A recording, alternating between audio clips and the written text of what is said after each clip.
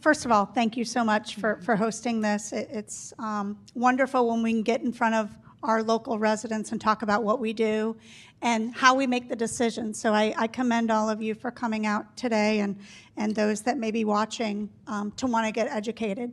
So when we issue evacuation orders, with the exception of individuals that live in manufactured or mobile homes, basically, we evacuate those individuals because of the threat of wind, because we don't want them to be in a structure that maybe could be compromised from extreme wind.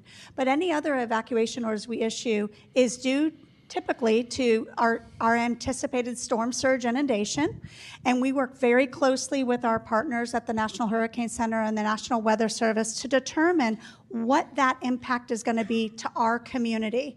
And our local weather service office will get down to the community level and let us know what they anticipate based on the storm, whether it's going to be heavy rainfall, whether we're going to have excessive storm surge. So that is the determination that drives our decision-making for issuing evacuation orders. And we don't take those decisions lightly. There is a lot of thought that goes into that.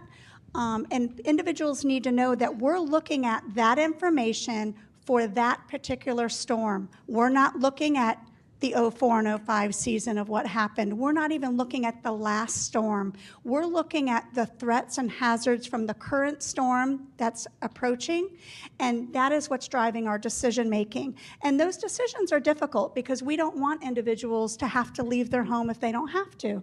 So, and that's why we say when we make that decision to issue evacuation orders, we want people to heed those warnings because there is a lot of research, data, and information sharing that goes into that decision making.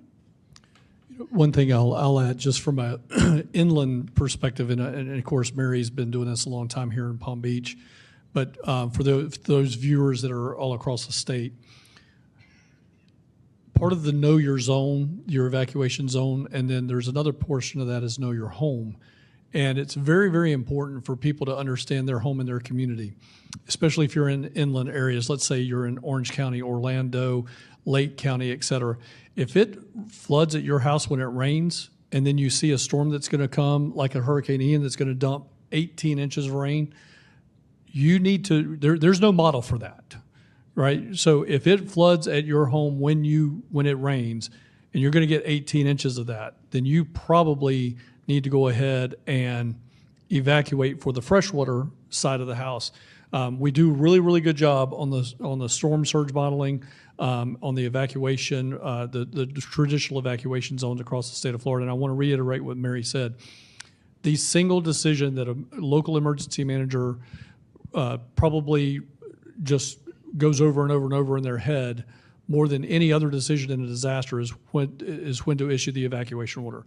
That is, you're either going to be a hero or you're going to be a zero when it comes to that. And the community, if it wasn't what they predicted and they didn't need to evacuate, then you're going to judge your emergency management director based on that evacuation order. So I just want to give that a little bit of context to say, look, if Mary, in this case for Palm Beach, or any of the other 66 out of 67 county directors call for that evacuation order, you can rest assured it's been thought of long and hard, and it's not something that they really, really want to do, because we have to make decisions based on the best information we have at the time, and that's not always going to be, and probably 99% of the time, not going to be a full picture. So just know that they've had a lot of anxiety and angst over that. Hey, Kim, can I ask you a question about the drainage situation? Yes. So is there, if the water levels are at where you want them to be at the beginning of hurricane season, is there an amount of rain that the system can take before you're going to get, significant flooding and you just can't deal with it? I mean, we saw what happened in Houston with Harvey. Right. They had up to 5 feet of rain. Right now, you wouldn't, that was in a fairly isolated place, but widespread 3 to 4 feet. Right. I mean, I assume that our systems here couldn't take 3 to 4 feet of rain either, no or way. even 2 feet probably. Right. No, the systems are designed based on a statistical rain event once in 25 years, 3 days. It's about 8 to 10, some cases 12 inches. And you expect to see the ponds full, water in your streets, water coming in your yard, but again, the homes are safe. But when you get beyond that, 15, 20 inches of rain, that's pretty much the limits that the system can handle, and you can expect severe flooding and maybe even flooding in homes. Examples of that aren't necessarily hurricane related, but we've seen two. 2014, Kings Point was flooded, had 22 inches of rain in a 24-hour period. Not long ago, same thing happened in Fort Lauderdale at the airport. Those are far beyond the capacity of most drainage systems to handle. So we have to be prepared for those as well. So I remember talking about Broward County now, not Palm Beach County, but Broward County. And because there's a ridge there, right? So everything that is west of I-95, say, or somewhere in the I-95 Federal Highway US 1 area, that's all downhill to the west, right? So that used to be Everglades out there. And people that know Broward County, there's a road called Pine Island Road. It's called an island because it used to be an island out there, but it's a main road right now. And the idea was if it rained some excessive amount, a couple of feet out there, it would take a month for that water to drain, right? You can only drain it at an inch or two a day or something. It's a pretty slow process, isn't it? If you really have flooding above the ground to get it out to the ocean. It's what is your rate in Palm Beach County? Palm Beach County in the urban areas is about 3 inches a day, which is pretty significant. Agricultural areas is 3/4 of an inch a day. So for a typical major storm event in our region, we can recover from flooding within 48 hours, 72 hours, to where it's accessible. People can start to get out of their homes. So Unless you have 3 feet. if you have several feet of rain, it's going to take significantly longer. Yeah. Okay, great. So can you guys talk, just back to evacuations quickly, about shadow evacuations and maybe what happened with Irma? Well, I'll start with that because I think we ended up having to deal with that at the state probably more so than at a local level. But we over-evacuated Hurricane Irma by about 3 million people. So let that number sink in. So 3 million more people evacuated than what needed to. They were not evacuation zones. They were in post-2004, actually for this area, post-1998-ish Florida Building Code, or what was the Miami-Dade Building Code at the time. They did not need to evacuate. Now, there are certain needs that individual households have, such as you may be electrical dependent. In a storm, you're going to lose your power. And, with our partners at FPL and Duke and TECO and so on, we amassed, with their help, 40,000 electrical workers that got 85% of the power restored in Hurricane Ian impacted areas in 48 hours. That's never been done before in the history of the United States. And again, FPL was very, very strong there. But you're going to lose power. If you're an individual that has to have power, then yes, certainly you need to make that decision to evacuate for your household if you're outside of an evacuation zone. But we had way, way too many people leaving, and then they end up on I-95, the turnpike, heading north, US 27, US 98, heading north, and people turned around and came back home that, realistically, did they need to evacuate in the first place? No. What we want people to do is evacuate. The other thing to this is we want people to evacuate tens of miles.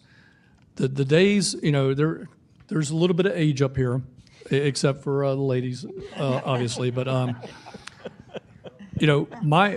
from Jacksonville, Florida, and I know that one of your Florida Times Union picks up on this. So I'm from Jacksonville. In the 1970s and 80s, my mom and dad, their plan was to go from Jacksonville, Florida, all the way to Atlanta, Georgia, 370-something miles, to evacuate from a storm that may come in. I was a Donna, Dora, David kind of child. Well, that scared people, and they figured go all the way to Atlanta, you'll have a hotel or whatever it's going to be. We do not need to do that anymore. You just need to get, in Florida, we have the best building code. We have the highest rated building code in the United States and probably in the world. We score a 95. I saw this on some factoid in a mass media kind of tidbit, but we scored a 95 out of 100. Nobody else came close to us on the Florida Building Code. So the Florida Building Code works. So what you need to do is get from where you're at to a safe structure, period. Now, I'll probably kick this over to Mary right now, but what we want you to do is evacuate to friends and family, right? That's the first step is if you have to evacuate to friends and family, and then I'll let Mary talk more about the sheltering process and those things of last resort in the evacuation. Absolutely. So, there's inherent risk with evacuating just in general, car accidents, you name it. And the reason we tell people to prepare to stay home if they don't have to evacuate are for all of these reasons we talked about. If your street's flooded, but your home's safe, be prepared to be shut in at home, right? Be ready for that. We don't want people to evacuate if they don't have to, but if you have to, if you're in that situation, we do offer sheltering for residents to go to, but I'm going to tell you, you're going to want to go to family and friends first. Because unless you like 20 square feet of a gymnasium floor next to somebody you don't know, then have at it, right? But we do provide a safe structure. We provide food. We provide hydration, but it's not comfortable, right? It's not the comfort creatures of home. It's not the comfort creatures of your friend or family member's home. So we encourage you to make those plans, have those decisions made now, so that you're not forced last minute to be in that situation if you are told to evacuate, to go to a shelter. But if it is your only choice and you have nowhere else to go, we want you to go there. Do not stay home if you're told to evacuate. We do not want people in their home in a storm surge area, and we do get the storm surge. Please heed those warnings if we ask for people to evacuate.